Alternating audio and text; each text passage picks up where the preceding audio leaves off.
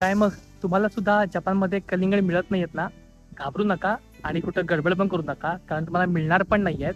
कारण त्याचं झालं असं आहे, की न्यूज चॅनल्समध्ये जपानमध्ये सांगितलेलं आहे, की सध्या उन्हाळा हा भरपूर आहे. त्यामुळे तुम्ही सगळ्यांनी जास्तीत जास्त तुम्ही कलिंगड खावा. आणि ही न्यूज जशी या आठवड्यामध्ये आलेली आहे, तसे प्रत्येक दुकानामध्ये वयोवृद्ध लोकांनी गर्दी करून अक्षरशः कलिंगड संपवले आहेत. त्यामुळे तुम्हाला कोणत्याही दुकानामध्ये कलिंगड दिसणार नाहीत आणि जरी दिसले तरी त्यांची प्राइस ही प्रचंड वाढलेली आहे. तुम्हाला नक्की हा अनुभव आलाय की नाही हे नक्की मला जपानमधल्या लोकांनी कमेंट करून सांगा. आणि मला वाटतंय की जेवढा एखाद्या न्यूजचा इम्पॅक्ट जपानमधल्या लोकांवरती होतो, तेवढा मला वाटत नाहीये की भारतामध्ये होत असेल.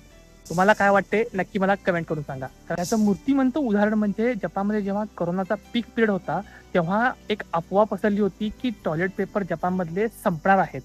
तेव्हा लोकांनी एवढी गर्दी केली होती